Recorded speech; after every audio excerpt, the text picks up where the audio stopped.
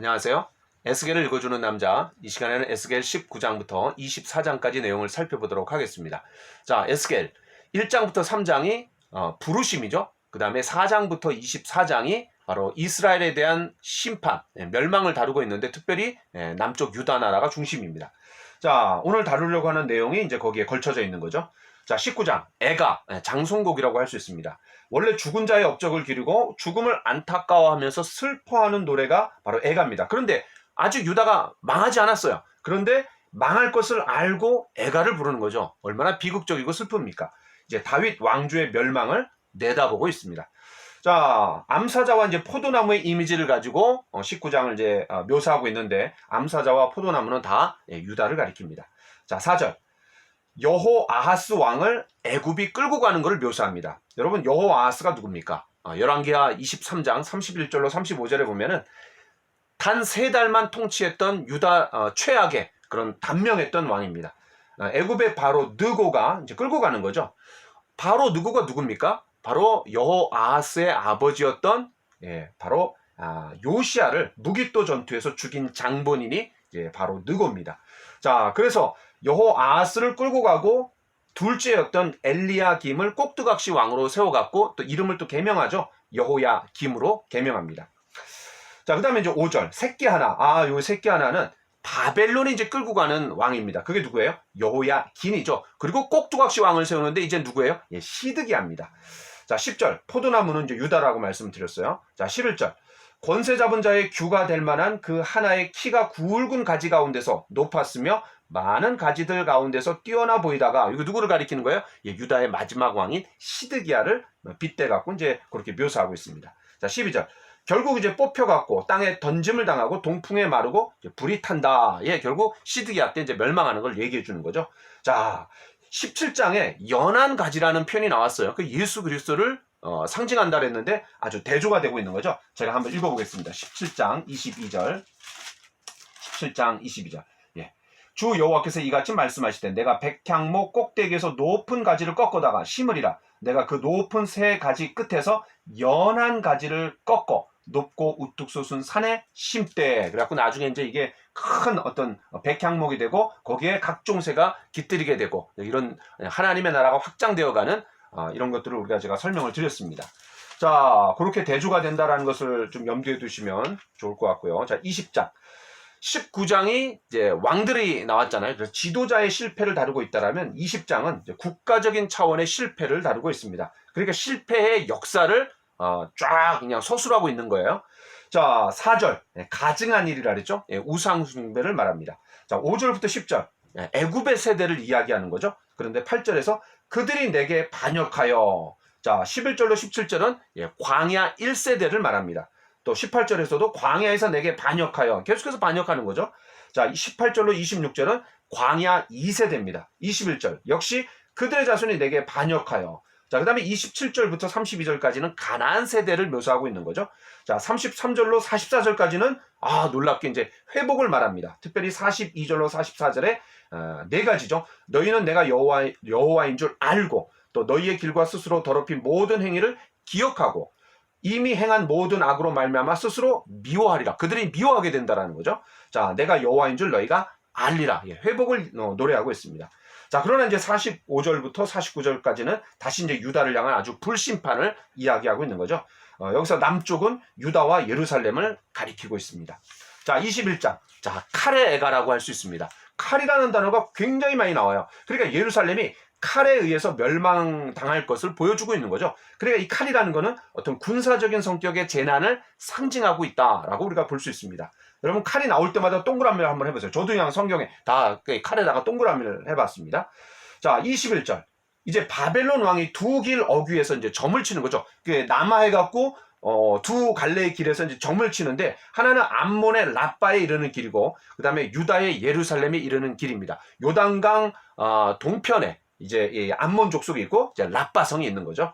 자, 결국 어떻게 됩니까? 예루살렘으로 갈 점괘를 얻게 됩니다. 그러니까 하나님께서 이런 점술가들까지도 활용하시는 거죠. 사용하시는 겁니다. 자, 22절. 공성퇴를 설치하고 토성을 쌓고 사다리를 세우게 되었나니 나중에 예루살렘이 멸망할 때 이제 그렇게 멸망을 당하는 거죠. 문을 다 걸어 잠그지만 그 주변에 토성을 쌓아갖고 철저하게 그냥 뭐 굶겨 죽이는 거죠. 결국 나중에 이제 항복하고 다 뭐 죽게 되는 겁니다. 자, 27절. 엎드러뜨리니와. 자, 바벨론의 세 번의 침공을 잘 묘사해주고 있습니다.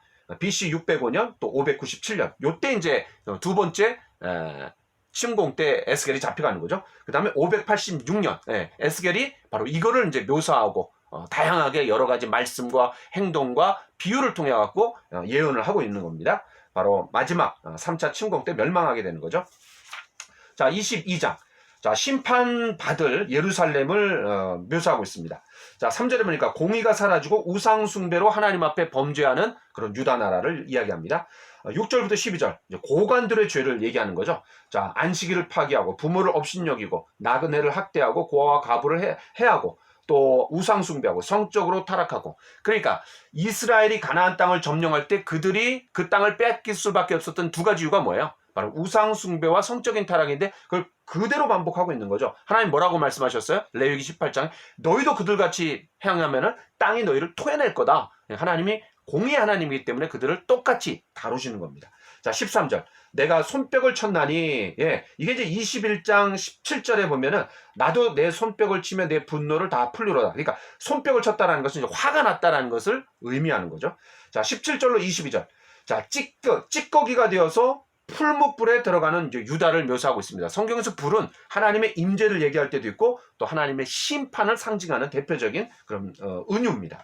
자, 23절로 31절까지 특별히 25절에서는 이제 선지자들의 반역을 다루고 있고 26절에서는 제사장들의 반역, 그리고 27절에서는 고관들, 리더들의 반역, 그 다음에 28절에서는 다시 선지자들의 반역. 그러니까 선지자들이 문제인 거예요. 그 시대가 어렵고 참 나라가 그냥 명운이 어두워갈 때 그때 또 올바른 얘기를 하는 사람들이 필요하는데 그냥 계속 평안하다. 우리에게 성전이 있다. 우리 다윗 계열의 왕조가 있으니까 안전하다. 이렇게 얘기하니까 계속 이제 선지자들을 두 번이나 이제 때리고 있습니다.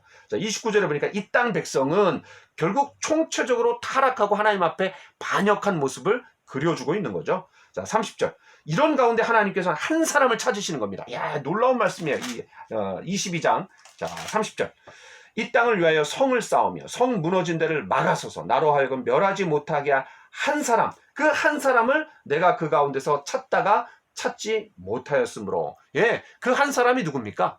바로 그 한 사람이 바로 모세와 같은 사람입니다. 왜 이 모세와 같은 사람이야? 나의 이름을 생명책에서 지워달라고까지 했잖아요. 또 이 한 사람은 아브라함과 같은 사람입니다. 왜 그래요? 소돔과 고모라가 이제 멸망당하려고 할 때 하나님께서 이제 하나님과 딜을 해가면서까지 간절하게 울부짖으면서 의인을 찾았던 그 사람이 바로 아브라함입니다. 또 바울과 같은 사람이라고 할 수 있죠. 내가 저주를 받아 끊어질지라도 내 동족이 구원받기를 간절히 소망했다. 바로 한 사람. 여러 사람도 아니야. 한 사람을 하나님이 찾으시는 거죠. 자, 그 한 사람이 바로 우리가 돼야 되겠습니다. 자, 그래서 그런 심판이 임박한 예루살렘. 그 한 사람을 찾으려고 했지만 찾을 수 없어서 심판할 수밖에 없는. 그러니까 참, 그 한 사람이 너무나 중요한 것 같아요. 한 사람의 중요성. 자, 23장입니다. 자, 오홀라와 이제 오홀리바라는 이제 이름이 나오는데 여기서 오홀라는 이제 사마리아 북쪽 이스라엘을 얘기하는 거고 오홀리바는 이제 예루살렘 남쪽 유다를 얘기하는 겁니다. 그런데 오홀라와 오홀리바의 이제 행음을 얘기하는 거죠. 둘 다 애굽 땅에서부터 음행을 했는데 나중에 가나안 땅에 와서도 여전히 음행을 한다라는 거죠. 특별히 오홀라는 이제 아수르를 사모한다 그랬어요. 5절에. 그러다가 이제 어떻게 돼요? 9절에 아수르에게 결국 망하게 됩니다. 자, 그러면 오홀리바는 어때요? 형의 간음을 보고 회개하고 하나님 앞에 이제 돌아와야 되는데 오히려 더 심하게 부패했다라는 거죠. 그러니까 남쪽 유다 나라 사람들이 북이스라엘은 성전을 지 마음대로 세우고 그 다음에 우상 숭배하고 또 절기를 마음대로 바꾸고 왕조를 자기 멋대로 막 바꾸고 그렇죠? 구테타에 의해서 다윗 왕조가 아니었잖아요. 그러면서 그들이 더 타락했다라고 손가락했지만 사실 유다가 더 심각하게 부패하고 하나님 앞에 타락했다라는 거죠. 형의 간음을 보고 더 심하게 부패한 것이 바로 오홀리바, 바로 남쪽 유다입니다. 자, 16절. 갈대아 사람, 바벨론을 얘기하는 거죠. 바벨론을 사모했대요. 그러나 22절. 바벨론에 의해서 멸망당하는 거죠. 얼마나 아이러니합니까? 똑같습니다. 패턴이 북이스라엘이 멸망한 패턴이나 똑같습니다.